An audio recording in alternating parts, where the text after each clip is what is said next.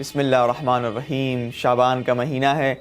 اس مہینے میں ایک بہت عظیم دن یعنی 15 شعبان، جس میں ہمارے اور آپ کے وقت کے امام کی ولادت کا دن ہے، یعنی حضرت حجت علیہ الصلاۃ والسلام، جو قطب عالم امکان ہیں، جن کی وجہ سے یہ عالم، یہ دنیا، یہ ارض و سما باقی ہے۔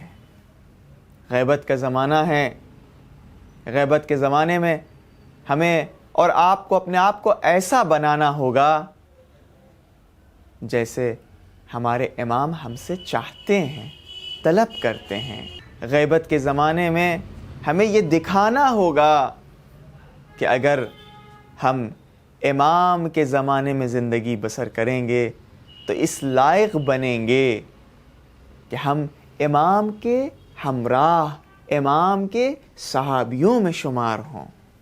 اور اگر کسی نے یہ کام انجام دیا، اگر اس کی زندگی میں امام کا ظہور واقع ہوگا تو وہ امام کے ساتھیوں میں شمار ہوگا، اور اگر اس کے مرنے کے بعد امام کا ظہور ہوگا تو رجعت کی فہرست میں ہم اور آپ کا بھی نام شامل ہوگا، اس لیے کہ کہا جائے گا بڑا بیتاب تھا، بڑا منتظر تھا اپنے امام کے لیے، اپنے آپ کو اسی طریقے سے سنوار رہا تھا، انہی انداز سے اپنے آپ کو آمادہ کر رہا تھا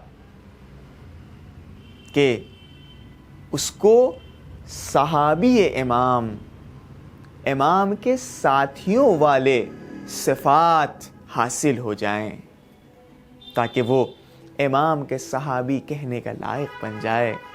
لیکن اس کی عمر نے یہ اجازت نہیں دی کہ وہ امام کے ظہور کو دیکھ سکے، تو اسے پھر سے زندہ کرو، اس کو امام کے ساتھ ہمراہ کرو۔ اسی لیے رجعت ہمارے عقائد یعنی عقائد تشیع میں سے ایک اہم موضوع ہے۔